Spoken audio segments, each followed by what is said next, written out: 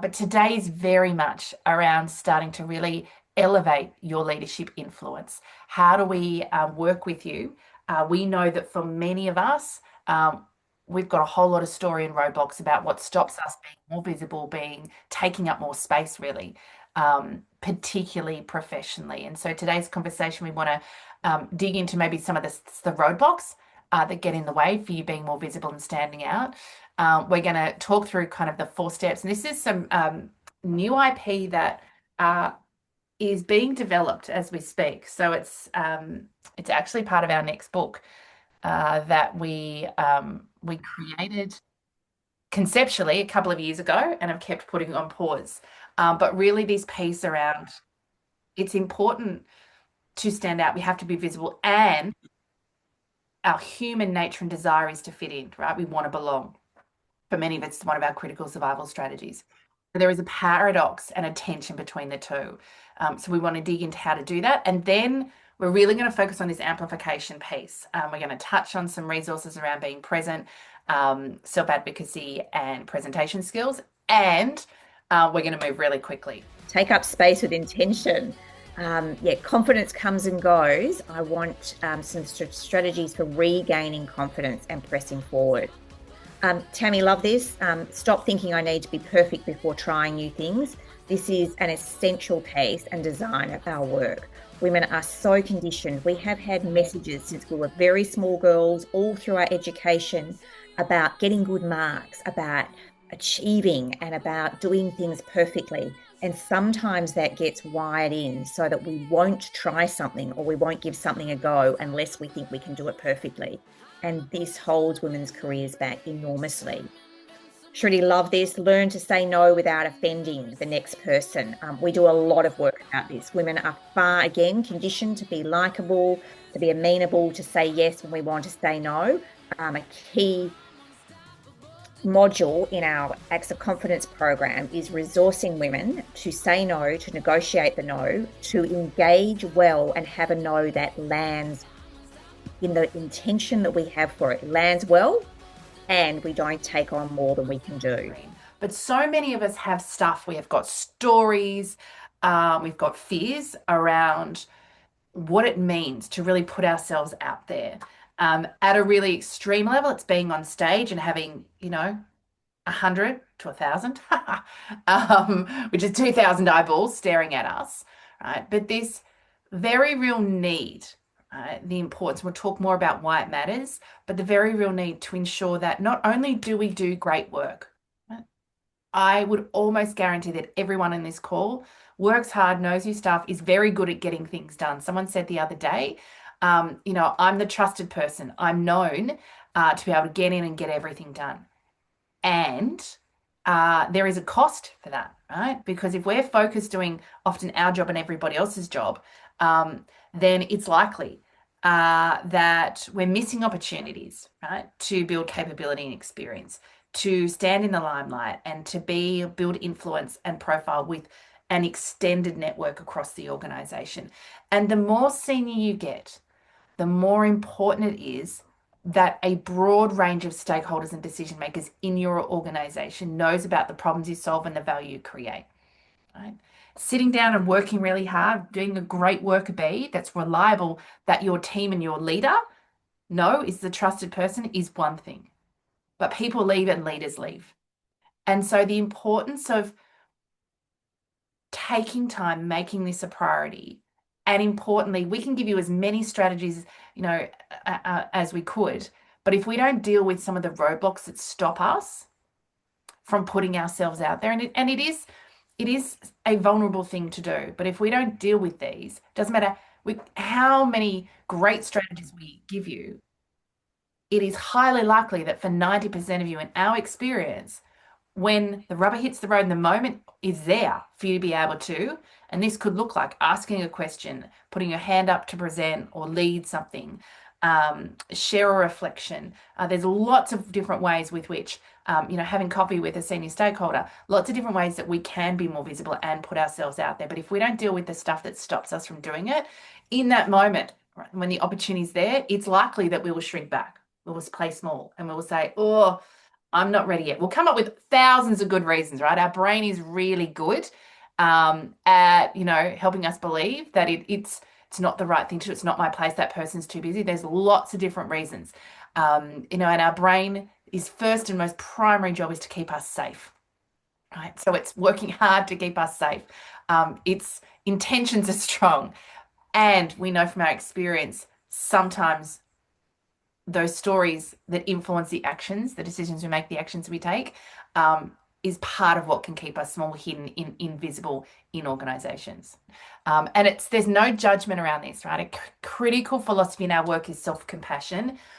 If you are new, like if this is the first thing you've done with us, we are going to open up a few things for you today, right? There's going to be some light bulbs, some awareness raising, a few aha moments. Do not judge yourself, right? What matters most is where we go to from here. And so just your awareness, even if all you walked away from today was an understanding of what stops me from being more visible, just that awareness raising allows you to think a little bit differently. What we know though is that once we raise your awareness, we want to really support you to be able to take small acts of confidence, right, and do things a little bit differently. That's where we get the opportunity to reframe beliefs, assumptions, default behaviors that are often happening unconsciously. So what we're doing is getting it all on the table for you to be able to see. Well, not surprisingly, number one is before speaking up, I like to know that I'm right. 66% of people on the call identifying that as being one of their big blockers. And this is linked so strongly with perfectionism, which we know is very high for many women. The fear of getting something wrong means we won't take a risk, we won't try something. We make it all about us and our identity. If we get something wrong, we don't think the thing I did was wrong. We think I personally am wrong. I'm a failure.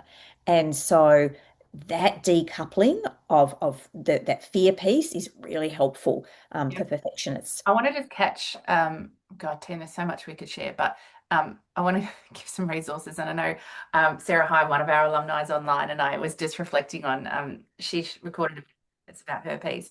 And so many of our alumni talk about this around this is about expectations of self, right? The expectation that you have to be right. We always say if you get asked a question you can't answer in the presentation, like one of the biggest fears for presenting or being, in front of whatever, like not so much team. I think people, not everyone, but a lot of people are reasonably comfortable within their team environment. It's when we get outside our home or our team and get into cross-functional teams and senior stakeholders and all those sorts of things. But when we react like, oh my goodness, someone asked a question, oh my goodness, I should know that. When we react that way, the expectation that you, or the message that you send to your stakeholders is, yes, you should know that. When you kind of meet that calmly and say, you know what, I haven't looked at the detail of that for the last 4 weeks or so. I'd love to go and check it out and come back to you and give you some feedback, right? You're saying, of course, it's okay. You're normalizing the fact. I think the expectation, one of the critical pieces in our work is really calibrating the expectations we have of ourselves, often far higher than the expectations others have of us as well. And so, while we're here and while I'm thinking about it, I just want to share that piece around being clear about what's expected of you when you're in a room, when you're in a conversation, what your role is, what your place is a really critical piece to give you the certainty and safety to be able to show up in more fully. Questions. Number two is for this particular group is at 58% is I worry others will judge or criticize me and what I say. And again, super normal, super human. We are meaning making machines. We are going through life and we are sorting data incredibly fast. Our brains operate at light speed. And so we are looking for evidence about things going well, but more so our brains are clued into things going wrong or things turning out badly or the fears that are activated. So it's really normal for us to look for evidence of people judging and criticizing us. And so this can be way overblown. It's way out of proportion to the reality. And so just even starting to understand that we're so worried about this, it's holding us back from taking action is really helpful. And Think about yourself. Humans are meaning making, judging machines. You judge, right? You judge other people. You judge people wear, you judge if they're a good speaker, like all of those sorts of things. So, this is a natural way of human being in the world. It's a safety strategy. How are you like me? How are you different to me? Our brains do that automatically when we go into a room. And so, this is just part of how we operate as humans. What matters is resourcing yourself, right? Not letting it be the stop sign, resourcing ourselves to be able to meet it. But what we really want to dig into here is three steps. And the first one, when it comes to, and you heard Kim talk about it then, and Fee just mentioned around, is just number one is about presence.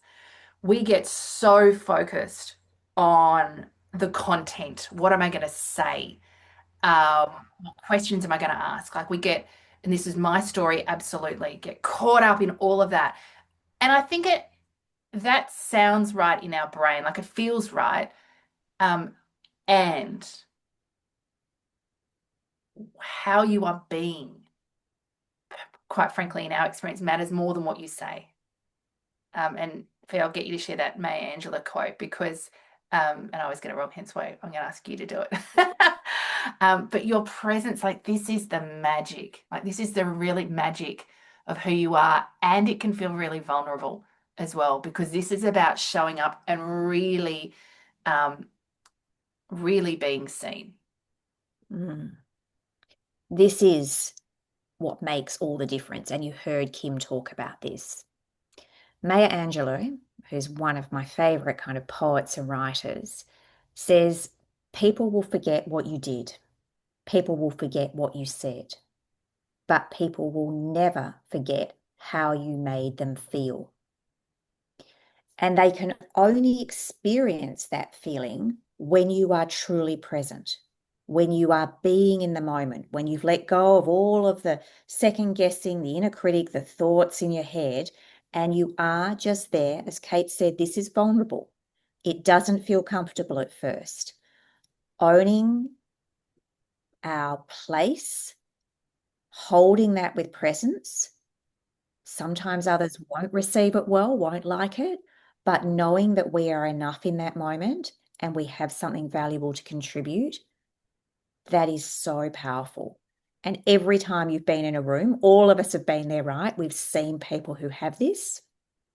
All of us, or most of us, I think, would have had moments when we had this. It may not have been at work, it may be in our personal lives, but it very much focuses on who we are being. Our cognitive world, our work world, our education world keeps our brain very focused on doing. And so we've kind of got an idea that it's all about the doing. It's what I do, it's what I do, it's what I do. But as Kim was sharing with you just then, our nervous system needs to be attended to. It needs to be regulated and calm in order for us to have presence. And that means who we're being. That means who we're holding, who and how we're holding ourselves, and how other people are experiencing, which is how we make others feel something. And so we start with presence because our ability to master the strategies to be present. Like even today, right? Think about we've been online nearly for 2 hours. How present have you been to the conversation? Probably very present when you were in a breakout because you're engaging, right? But how present when you've been in this room with us? How present have you been? How distracted? How, and what have been the sources of distraction? I ask those questions not for judgment or anything except to raise your awareness around your relationship with this very word presence. When we think about the how to do this, you see on screen, I guess, the first journey into our work on core confidence, which is the building blocks of core confidence. That's what the book is written around. There's a chapter for each of those 10. Being focused and present is one of the building blocks to core confidence, but because there's so much we could do here and dive into, but I think what we know is the work, the deeper work here, and you can see on the screen the building blocks of core confidence is we tend to over rely on the silver or grey areas at the top, which are tend to be the more externally focused aspects, and underutilize or dig into, because it feels uncomfortable, quite frankly, the gold pieces. Because when we can hold those pieces that sit on the bottom of the circle, when we can hold those internally, it makes everything else easier. When we have focus and presence, when we know how to resource ourselves to be resilient despite the pressures, when we have great ways to hold our authenticity despite criticism, despite pushback, and we get much better at asking for help, and we're able to face fear, everything else becomes easier. And this is not a overnight piece. This takes work, it takes practice, it takes time. We know that that work happens more easily in groups. And that's why, you'll hear on many of the alumni talking about the power of their buddy groups and how that's supported them to really make some big changes that have led to incredible results. If you and very new to our work and you haven't been exposed to either this or any of our other pieces, we've got a discount code for you today.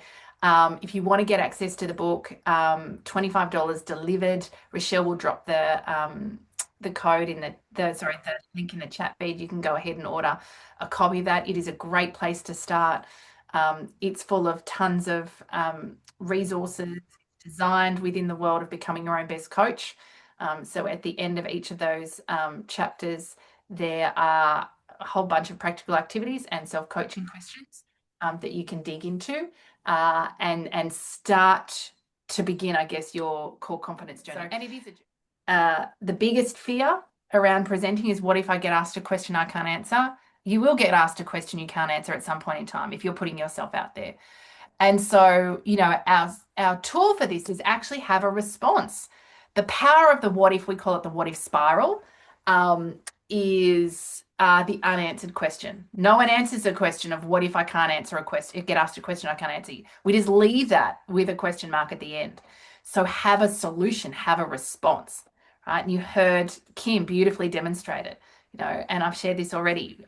I'm not across the detail of that. When you react and freak out, you reinforce to your stakeholders that you should be across all of the detail, right? And in many circumstances, it's an unrealistic expectation based on the capacity and the expectations organizations have of their employees, right? Most people in organizations have got more than a full-time job each week, often, 1.5. And so, they're across it, but not across everything.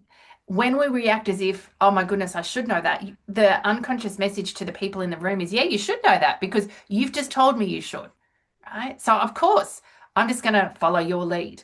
When we can, from a place of presence, right, which is why number one is important. Number one leads, right? If our nervous system is out of control, right, it is very hard to bring it back, which is why the work on fear is really critical, because it is easy for our nervous system to go from calm, grounded to out of control in 30 to 60 seconds if we let the stories run away, right? If we let that what if spiral, because our nervous system will go, oh my gosh, I can't answer this question, I'm going to be fired tomorrow, right? Which makes no rational sense in most contexts. But that's exactly where our brain goes. When our brain goes there, the only thing it wants to do is get us out of that situation. Yeah, I love some of these language pieces we can kind of have prepared earlier. As a facilitator in sometimes quite high stakes and difficult scenarios, you can walk into a room where you really don't know what will happen and you don't know some of the dynamics you're going to face. And so, one of the things I had to learn fairly early on as I did more of this kind of work was that because I can't control the environment or what might come up, I need to use what's available in the room. And that's why being prepared and saying things like, that's an interesting point. Could you say a little bit more about that? And getting a little bit more detail. We often say people often question or ask or make comments that are a bit lazy. They haven't thought it through. And so we don't necessarily specifically know what they're asking. If you ask them for a bit more detail, a couple of things happen. One, they get a little bit more clear about what they're looking for, and you have a moment of time for your brain to start processing and find those answers and trusting yourself. When we invite others, one of the greatest things you can do if you're unsure is to go, that's a really interesting point. has anybody else got an opinion or idea about Christy's question? Just, and again, that gives you a moment to pause and to think about it. And as someone else, invariably, people love to step in and offer an opinion. Um, Very it gives much you a so. moment, right? So knowing that you can meet anything with a good question or response often keeps us calmer, which means we can trust ourselves to go into the library of all of our ideas and all of the stuff we have at our disposal and stay present to answer. Yeah. Um, have we got time for a couple more, Kate? Yeah, let's just do one because I want to get to self-advocacy, a really critical piece that brings everything together from today's conversation. Yeah, and look, if we haven't been able to answer your questions, you can easily get in touch with us, and we're always keen to continue these conversations. Lena's mentioned tips on staying calm in workplace conflicts and being assertive without seeming rude. And this is very much that piece about when we know that others are going to be oppositional or going to push back or that sort of thing. Sometimes it's helpful to have a conversation beforehand. Sometimes it's good to welcome skeptics or people who disagree with us. Oh, I can see you've got a very different opinion here. Let's hear more about that. Let's explore it. Is there any common ground? Where might we land on this together? The nature and the tone of the way you engage with someone who's disagreeing with you or wants to be in a conflict is really powerful. And this is where the presence comes in, right? Because when someone else is being negative or kind of feels like they're attacking us, our natural human thing is to attack back. And suddenly we're in escalation that's going nowhere. And so if you can remain calm and actually include that skepticism, include that disagreement, and start to open up the conversation, that can be really powerful in settling the energy rather than escalating it. Team, there's so much we could cover. I wanted just to give you our YouTube channel, hundreds and hundreds of videos over there, advocacy, presenting, presence. We've got more coming up on presence as well. Do us a favor, head over there and hit subscribe. We're trying to get our subscriber numbers up because that does all sorts of things to algorithms and amplifies our own work into the YouTube ecosystem, which is becoming a bigger platform. So lots of resources over there for you to be able to dig into this stuff. What's the action you're going to take when you leave here? Going to give you 2 minutes on the clock, just brainstorming here. What makes all of this interesting and useful, and a huge shout out. My goodness, this chat feed and so many of our alumni and friends of Core Confidence have been sharing resources and coaching you, answering your questions because we haven't been able to get to them. So huge thanks to all of you. I won't mention you by name, but you know who you are. And we always appreciate you being here and you appreciating our community and of course us. But we really, what takes today from interesting to useful is what you do with it, right? That act of confidence. And so what's that small act of confidence? What is it? Why will you do it? What's the outcome you'll receive? How are we going to do it? Who and what? How can you be more visible? Who do you want to be more visible with? Right? And why? Making a decision around that and making a commitment, importantly, to taking action around that is where today's conversation translates from being something that was a couple of hours on a Friday into September to being the beginning of something that can truly transform who you are, how you show up, and the impact you have in the world. Thanks, team. Thanks for letting us know how much you got out of the session. Appreciate that. Thanks, Lydia. Love you're going to reach out to the manager and discuss a role. I'm going to apply for and seek clarification. Yeah, realign my current visibility and brand to what I want it to be. Beautiful. Yep. Getting a new work contract, exciting. Big opportunity, Diane. We get to redefine ourselves in a new workspace and we get to really articulate, share our value in a new way. So making the most of that and being seen differently, really consciously, what's the personal brand I want to take with me into my new workplace? Yeah. the most important thing you can do for yourself and each other is to take action. One small act of confidence on the other side, you'll have more certainty, more intel to take another act of confidence. We encourage you to connect with each other. Huge shout out to our crew, to our very generous alumni and friends of Core Confidence who have been supporting you in the background. Whatever comes next, we'd love to be part of that. We have an information session, as I said, next Wednesday, 5 o'clock, if you want to find out more about the program. Feel free to stick around now and we can answer your questions. Equally, head over to our YouTube channel. Lots of client stories over there, lots of content. Whatever it is that will serve you and support you, we really encourage you to take action on that.